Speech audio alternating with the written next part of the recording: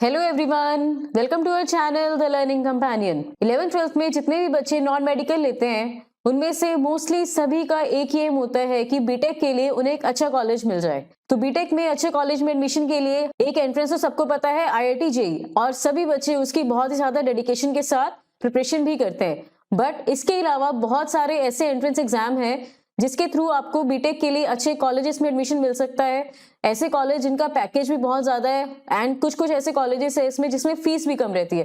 तो सभी बच्चों को आईआईटी के अलावा भी बाकी एंट्रेंस फिल करनी चाहिए, बिकॉज इसमें आपको कोई अलग से प्रिपरेशन नहीं करनी है, आपकी इन्वेस्टमेंट कुछ अलग से नहीं है। आप ऑलरेडी जेईई के लिए प्रिपेयर कर रहे हो तो ऑब्वियसली आप इन एग्जाम्स के लिए भी प्रिपेयर्ड हो। And the other reason is, हम सबको पता है कि आईआईटीज के लिए कंपटीशन कितना ज्यादा होता है, सभी बच्चों की रैंक अच्छी नहीं आती है ऑब्वियसली। तो इन एंट्रेंस के थ्रू आपको एक बैकअप प्लान मिल जाता है कि अगर मेरी जेईई में रैंक अच्छी नहीं भी आई तो भी आपके पास और चांसेस है कि आप, हो सकता है कि किसी एग्जाम में आप बहुत ज्यादा अच्छा परफॉर्म करके अच्छी रैंक ले आओ और उसके थ्रू आपको एक बेटर कॉलेज मिल जाए। इस वीडियो में हम यही देखेंगे कि जेईई के अलावा और ऐसे कौन से एंट्रेंस एग्जाम्स हैं जो हर इंजीनियरिंग एस्पायरेंट को फिल करने चाहिए। तो बीटेक के लिए आपके पास 3 लेवल पे एंट्रेंस एग्जाम्स होते हैं। सबसे पहला आपका नेशनल लेवल, उसके बाद आता है आपके पास यूनिवर्सिटी लेवल।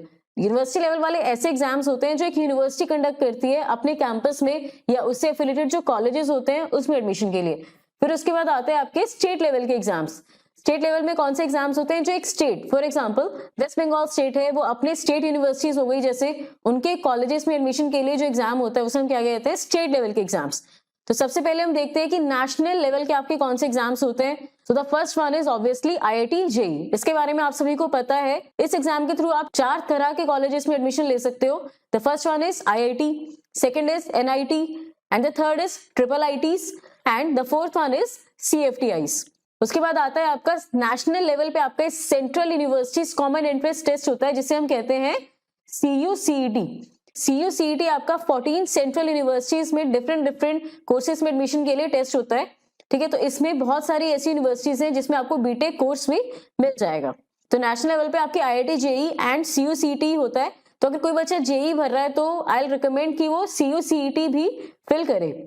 उसके बाद आते हैं हमारे पास यूनिवर्सिटी लेवल के जो एग्जाम्स होते हैं। तो इसमें सबसे टॉप का एग्जाम आपका कौन सा होता है, बिटसेट। तो बिटसेट तो आपको डेफिनेटली ही फिल करना चाहिए। इसके 3 कैंपस हैं, हैदराबाद में, गोवा एंड पिलानी में। तो बिटसेट की ऑल इंडिया में जो इंजीनियरिंग कॉलेजेस हैं जितने भी हैं उसमें रैंकिंग कितनी है इसकी, 30। ऑल इंडिया रैंकिंग इसकी 30 है।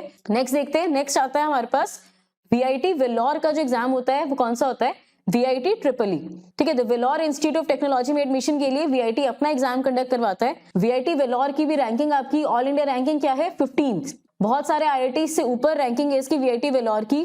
तो BITSAT and VI triple E तो आपको फिल करना ही चाहिए।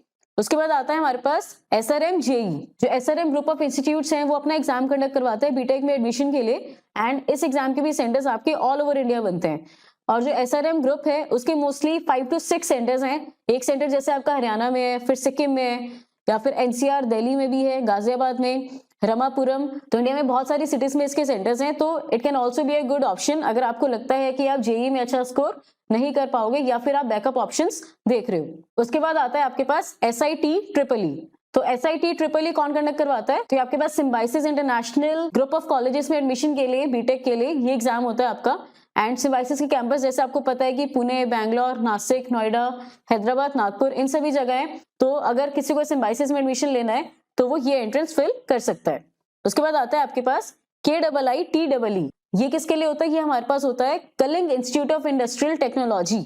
अगर आपको कलिंग इंस्टीट्यूट में बीटेक में एडमिशन लेना है तो आपका इस एंट्रेंस के थ्रू होगा। एंड इंजीनियरिंग के लिए कलिंग इंस्टीट्यूट की भी रैंकिंग ऑल इंडिया की क्या है, 42। और अगर आप इसका एग्जाम फिल करते हो तो इस एग्जाम के सेंटर्स भी आपको ऑल ओवर इंडिया मिल जाएंगे। तो कलिंग इंस्टीट्यूट भी एक अच्छा ऑप्शन रहता है अगर आप जेईई के अलावा बाकी एग्जाम्स टारगेट करना चाहते हो। फिर आता है आपके पास SAAT। SAAT कौन से ऑर्गेनाइजेशन का आपका एग्जाम होता है, शिक्षा ओ अनुसंधान यूनिवर्सिटी एडमिशन टेस्ट। तो शिक्षा ओ अनुसंधान करके एक यूनिवर्सिटी है जिसकी NIRF रैंकिंग आपकी ऑल ओवर इंडिया की क्या है, 34। तो अगर आपको इस यूनिवर्सिटी में एडमिशन लेना है तो आप भर सकते हो इसका एग्जाम। बट ये आपका जेईई मेंस का स्कोर भी एक्सेप्ट करता है, तो अगर आप नहीं भी फिल करते तो आप इसकी डायरेक्टली काउंसलिंग में भी जा सकते हो। नेक्स्ट है हमारे पास AEEE। ये किस लिए होता है, अमृता इंजीनियरिंग एंट्रेंस एग्जामिनेशन। अगर अमृता इंजीनियरिंग कॉलेजेस में किसी ने एडमिशन लेना है तो उसके लिए आपका AEEE करके एग्जाम होता है। अमृता इंजीनियरिंग कॉलेज की आपकी रैंकिंग कितनी ओवरऑल हमारी ऑल इंडिया में 20 रैंक है, तो it is a very good college. ठीक है, इसके कैंपस आपको केरला में अमृतापुरी में मिल जाएंगे, उसके बाद कोची, बैंगलोर, मतलब मोस्टली आपको इसके कैंपस कहाँ मिलेंगे, साउथ इंडिया में मिलेंगे। But it is a good college, ranking भी इसकी अच्छी है एंड एवरेज पैकेज होता है वो भी इसका अच्छा लगता है बीटेक के लिए। उसके बाद आता है आपके पास IMU CET।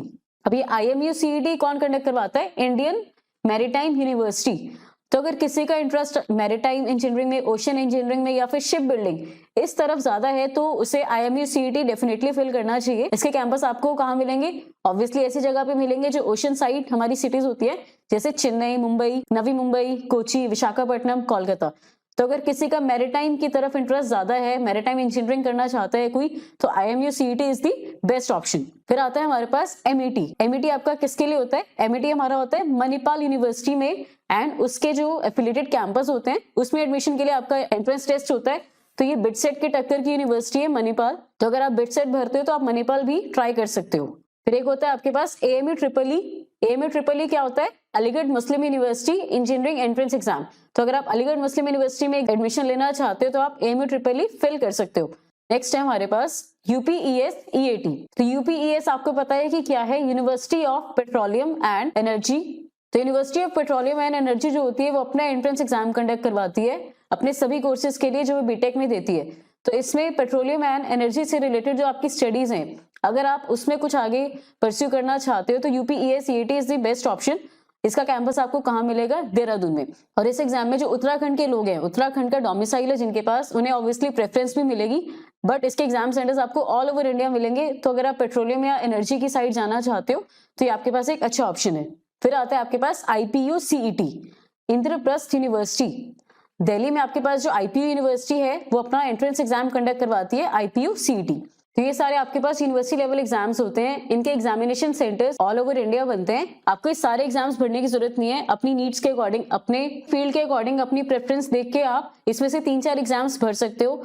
और अगर एक बच्चा JEE की तैयारी कर रहा है तो उसे बिटसेट, VIT वेलोर का एग्जाम और कलिंग इंस्टीट्यूट का एग्जाम तो डेफिनेटली फिल करना चाहिए, because these are very good universities. अब हम देखते हैं कि आपके स्टेट लेवल पे कौन कौन से इंजीनियरिंग एंट्रेंस एग्जाम्स होते हैं और कौन कौन सा स्टेट अपने एग्जाम्स कंडक्ट करवाता है। तो ये आपके पास पूरी लिस्ट है कि कौन कौन सा स्टेट कंडक्ट करवाता है एग्जाम्स। तो इतनी बड़ी लिस्ट में से कुछ ऐसे एग्जाम्स हैं जो हर स्टेट के बच्चे को फिल करने चाहिए जो इंजीनियरिंग में एडमिशन लेना चाहता है, एक अच्छे कॉलेज में एडमिशन लेना चाहता है। तो सबसे फर्स्ट है आपके पास West Bengal joint entrance exam. तो West Bengal joint entrance exam में कुछ ऐसे कॉलेजेस हैं जो इसके थ्रू एडमिशन देते हैं।